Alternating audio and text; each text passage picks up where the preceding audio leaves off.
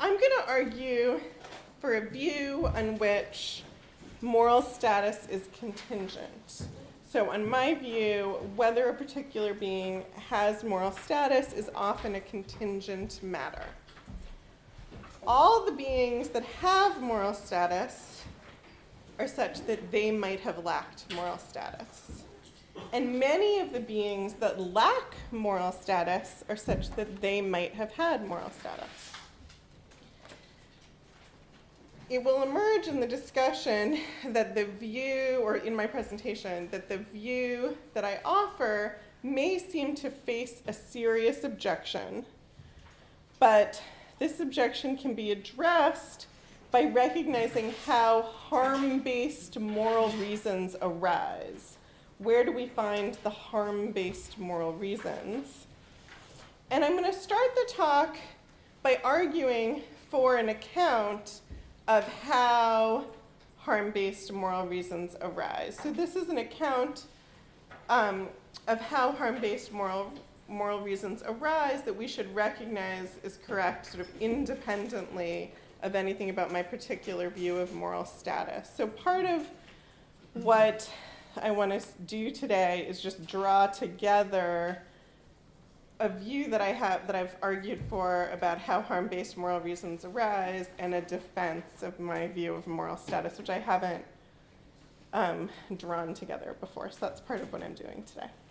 All right, so let me jump in section 2 on page 1 of the handout. What is moral status? How do harm-based and benefit-based moral reasons arise? There are some natural ways of thinking about what moral status is that I think are misleading. They lead us to bad views of how our moral status-based reasons work. So consider the following claims. Something has moral status just in case harms and benefits to it matter morally. Something has moral status just in case it matters morally. Something has moral status just in case it has rights. The beings that have moral status are the beings that need to be taken into account morally.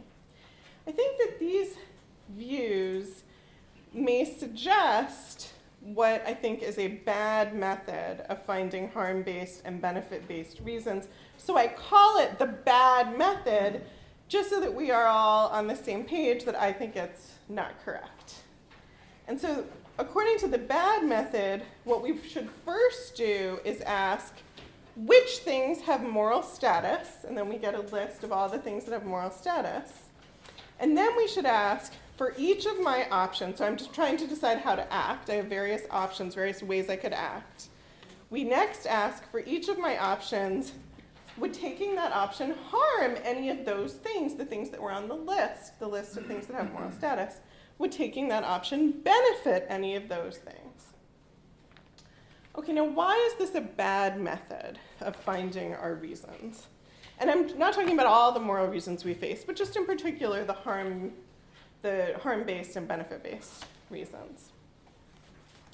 We can see that it's a bad method by considering the following case.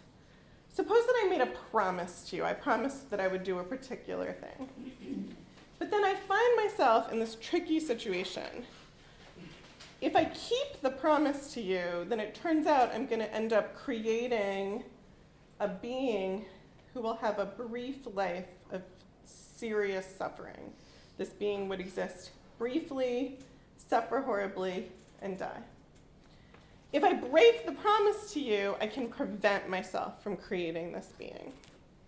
Now, it's clear that in this case I have a good moral reason for breaking my promise to you. And suppose that I do break my promise, and I'm able to prevent myself from creating the person who would have, or the being who would have a brief life of suffering.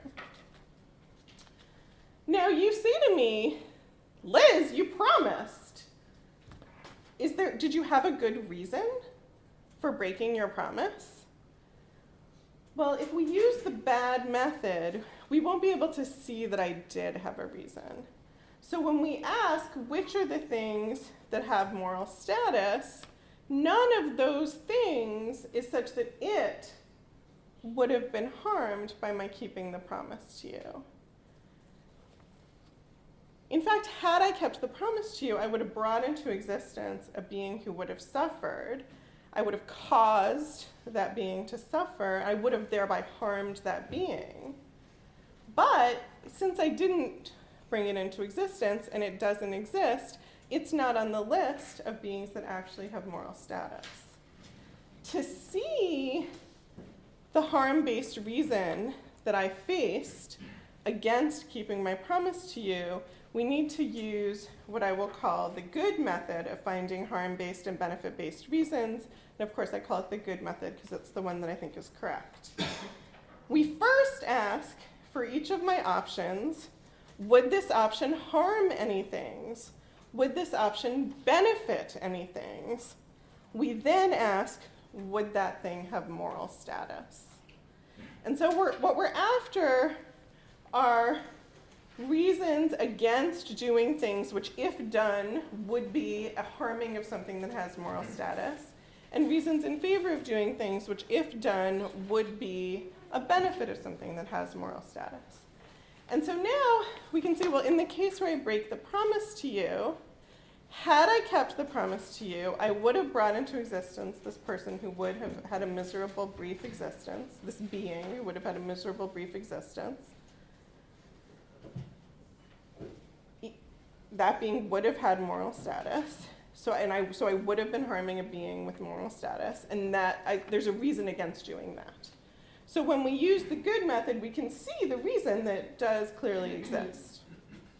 Cases like this show that we need to use the good method and not the bad method. Now, I just want to note an assumption of the argument that I just made, and the assumption is that causing harm to a being harms that being, even if the being wouldn't have existed had you not done what you did, and I argue for that in some of my work, but I'm not going to argue for it now. All right, let's turn the page. I'm going to argue for a view that I call the ever-conscious view, but let's not look at the handout yet. To motivate the view, I want to think about someone who's torn about what to say about the moral status of early fetuses. Let's use the term early fetus to talk about any fetuses that are not yet conscious. And let's assume, and I think this is a very plausible assumption, that fetal consciousness arises sometime after the first trimester of pregnancy.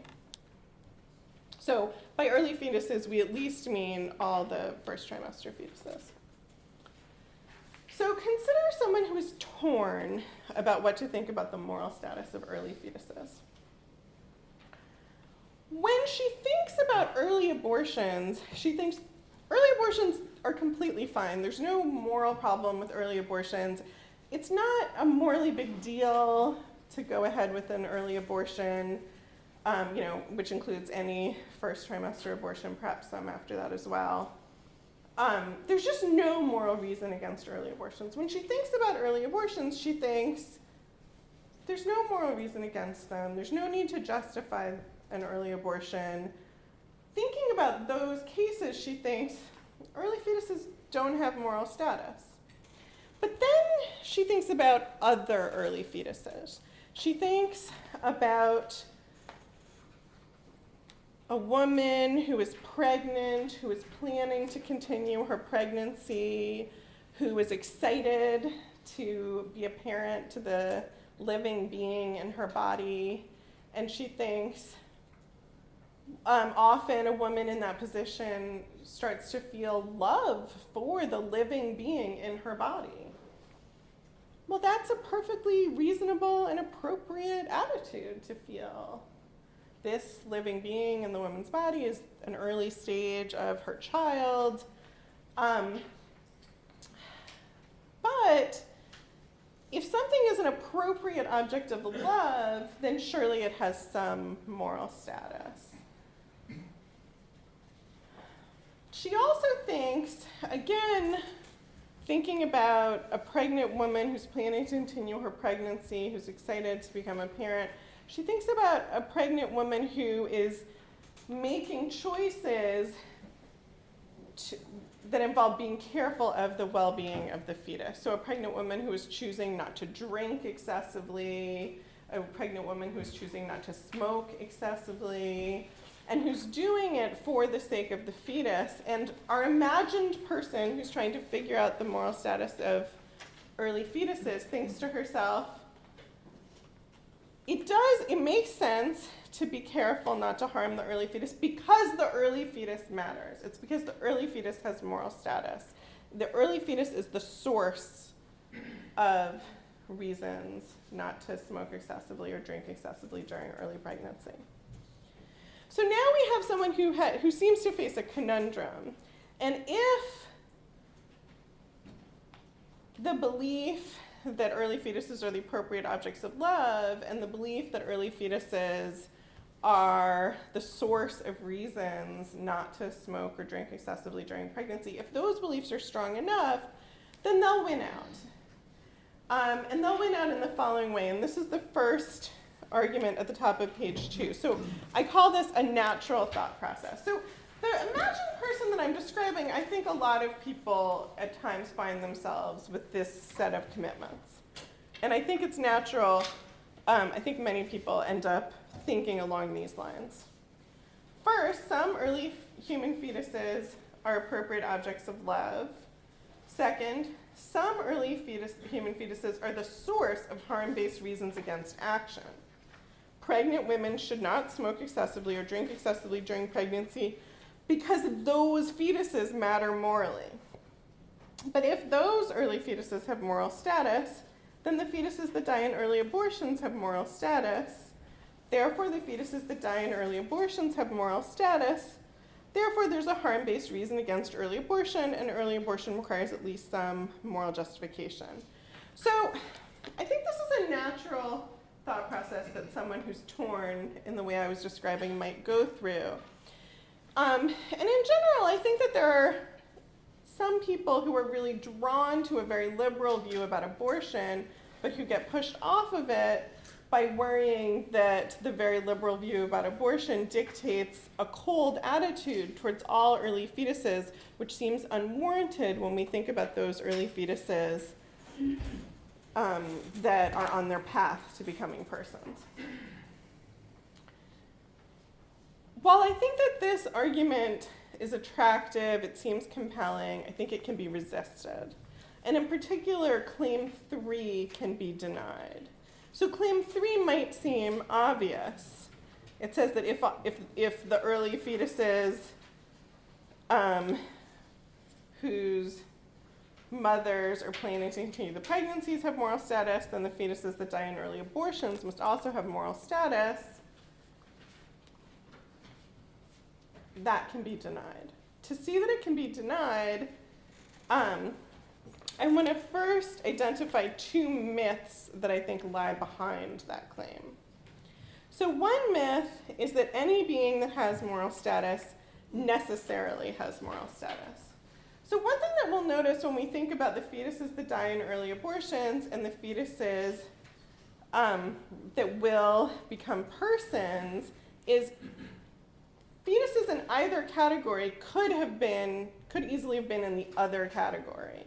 So those fetuses that will become persons could have been aborted, and those fetuses that are aborted could have been in pregnancies that continued. And so if you think that moral status is held necessarily, then you've got to think that either both categories of fetus have moral status or neither does. The second myth is that if 2 beings are such that just considering their intrinsic properties, they're qualitatively identical now, and their histories are qualitatively identical, then either both have moral status or neither has moral status. So the second myth involves the claim that whether a being has moral status is a matter of its intrinsic properties. Its current intrinsic properties and perhaps its past intrinsic properties, but that's it. And when we think about this, our 2 categories of early fetuses, those that die in early abortions and those that don't, they are the same in terms of their current and past intrinsic properties. But as I say I think these are both myths. I think both of these claims are false. So I offer you instead a view that I call the ever-conscious view. A living being has moral status just in case it is ever conscious. So on this view, a living being has moral status throughout its life, just in case there's any time in its life at which it is conscious. This is a view on which whether a being has moral status supervenes on its intrinsic properties, but it's not just its current and past intrinsic properties. The future intrinsic properties are also relevant to whether a being has moral status. The central idea behind the ever-conscious view as it applies to early fetuses is that when we think about our two categories of fetuses, we really have two radically different kinds of beings. On the one hand, we have some beings that are alive and die without ever being conscious. They're a lot like plants. Then we have some beings that are alive and are not conscious at first, but then go on to have conscious experience. Many of them live lives as persons. That's a very different kind of entity. And the claim, a claim behind the ever-conscious view, is that what kind of entity a being is can depend on its future. And because beings might have had different futures, they might have had different moral statuses. It might have been different whether they had moral status. Okay, so now that we've seen the possibility of the ever-conscious view, we can also see an argument for the ever-conscious view, and this is in the bottom half of page 2. Argument for the ever-conscious view. Some early human fetuses are appropriate objects of love. Some early human fetuses are the source of harm-based reasons against actions. Pregnant women should not smoke excessively or drink excessively during pregnancy because these fetuses matter morally. Early abortion requires no moral justification and nothing bad happens in an early abortion. Therefore, the fetuses that die in early abortions lack moral status, but some early fetuses have moral status, so the ever-conscious view is true. The ever-conscious view is a view that can accommodate all of the initial thoughts of our imagined person who was trying to figure out the moral status of fetuses, but I think that the argument here would be compelling to many people. I think many people are in similar situations to that imagined person. Okay, so that's my argument for the ever-conscious view. And let me turn to some objections to it. So let's turn to page 3. The first objection holds that on the ever-conscious view, a person who falls into permanent unconsciousness would still have moral status, and then we'd be obligated to keep that person alive because you shouldn't kill a being that has moral status, but we shouldn't keep that person alive.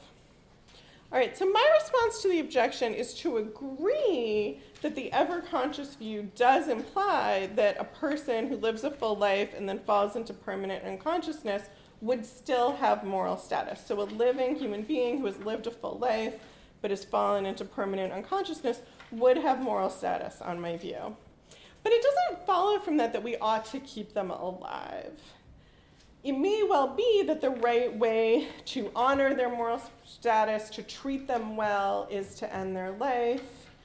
That might be better for them. It might be better for them because that's what they asked for, or we might think it's better for them even independently of what they asked for. Okay, the second objection goes as follows. Compare two fetuses. Each lives for several months. One dies without ever being conscious. The other has one moment of consciousness before dying. The first fetus would lack moral status throughout its life.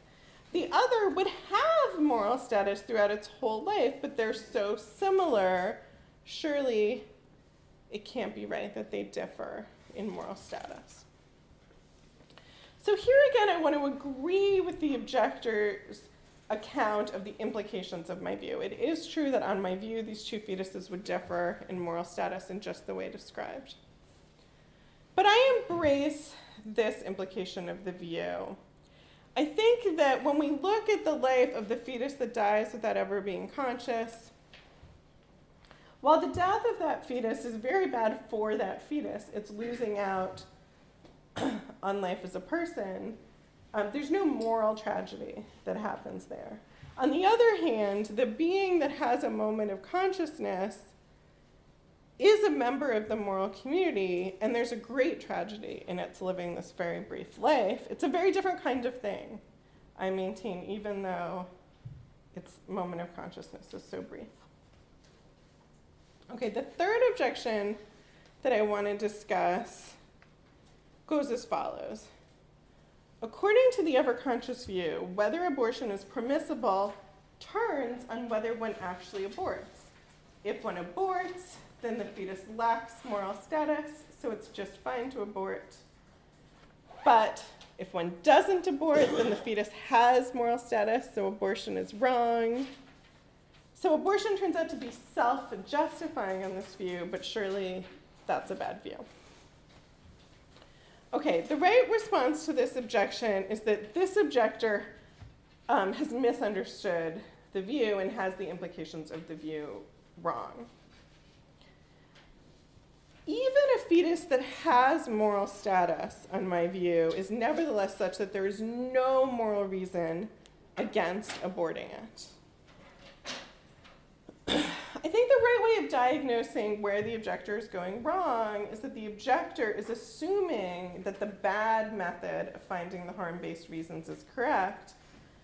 I've already argued that the good method is correct, and using the good method will avoid this worry. Okay, so to see what I'm saying, let's turn back to page 1 where we saw the bad method and the good method. So the bad method says, let's first ask which things have moral status, and then ask, would this action harm any of those things? So the bad method is the method that raises this third objection. So on the bad method, so if I actually abort, then we ask, well, which things have moral status? The fetus is not on the list because I abort the fetus, so the fetus doesn't have moral status. And look, well, the abortion harms the fetus, but the fetus isn't on the list of things with moral status, so we're good. But then when we think about the case where I don't abort, we ask which things have moral status. The fetus is on the list, it has moral status. And then we ask, well, what if I abort?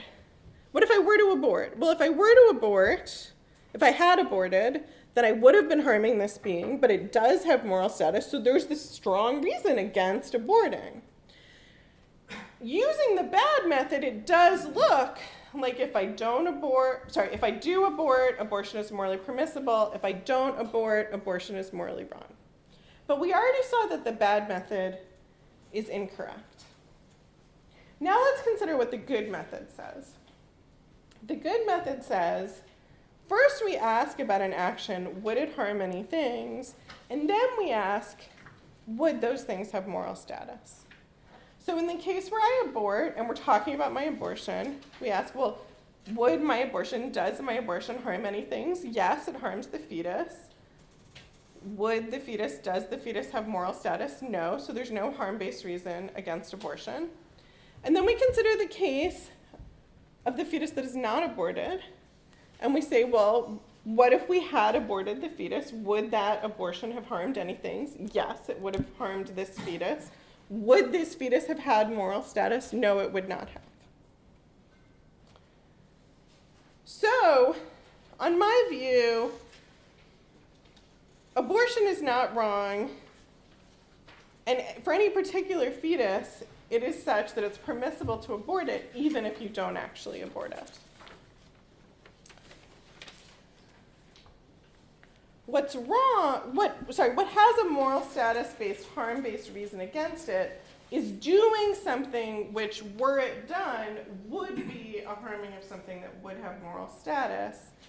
And even for the fetuses that have moral status, abortions of them don't have that feature. Abortions of them are not such that had that action been performed, it would have been a harming of something that would have had moral status. Okay, so turning back to page 3, we can see that the contingency of moral status is a feature of the ever-conscious view. If the ever-conscious view is true, then moral status is contingent. Each being that has moral status might have lacked it, because each being that has moral status has some phase of its existence in which it's not yet conscious. Had it died during that phase, it would have lacked moral status. Many beings that lack moral status might have had moral status. Fetuses of humans and animals, if they die before becoming conscious, they're such that they lack moral status but might have had moral status. Okay, let's turn to page 4. In the final substantive section of the paper, I'm going to defend the good method against an objection. So the good method holds that the way that we find harm-based and benefit-based reasons, the way that these reasons arise, is as follows. We first ask for each of my options, would this option harm any things? Would this option benefit any things? And then we ask, would that thing have moral status? An objection comes from a claim that people sometimes call the asymmetry, and I'm going to call it the reasons asymmetry. While we have reasons to avoid creating lives of pure suffering, we have no reasons to create happy lives. So this is a claim that a lot of people have found plausible, and it raises an objection to the good method because had you created a happy life, you would have caused someone to have all these happy things in their life, and so you would have benefited them, and they would have had moral status. And so, on the good method, there are reasons to create happy lives. That's a way that you could benefit someone.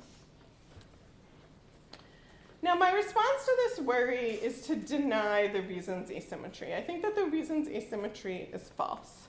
I think that we do have reasons to create happy lives, but I think that these are merely reasons to provide positive benefits. They're a way that we could do something morally good. Creating a happy life is doing a morally good thing. But we can fail to do something morally good without thereby doing anything morally wrong. I also think it's important that when it comes to our reasons to benefit people, there are two different kinds of benefiting to think about. And again, by benefit, I mean provide pure benefit. I don't mean prevent harm. So when we provide benefits in creating people versus when we provide benefits to people who exist independently of our action, in both cases, benefiting other people causes them to have the benefit. But only in the latter case, in the case of independently existing people, does failing to benefit deprive someone of a benefit. It's only with the independently existing people that when you fail to benefit them, there they sit without the benefit. Because of this difference, I think that our reasons to benefit people in creating them are weaker than our reasons to benefit people who exist independently of our action. To sum up, while I think that harming is pro tanto wrong, I don't think that providing pure benefits is pro tanto required. So the true asymmetry claim, I think, is the requirement asymmetry. While we are morally required to avoid creating lives of pure suffering, even at some cost to ourselves, there's no moral requirement to create happy lives, even if it would come at little or no cost to ourselves. In conclusion, I've argued for the ever-conscious view on which moral status is contingent. I've argued for a good method of finding the harm-based and benefit-based reasons for action. I've shown that the good method helps us see why an apparent objection to the ever-conscious view fails. That was the third objection. And I've defended the good method in the face of a worry based on the reasons asymmetry. I've argued that the reasons asymmetry is false, while the requirement asymmetry is true. Thanks.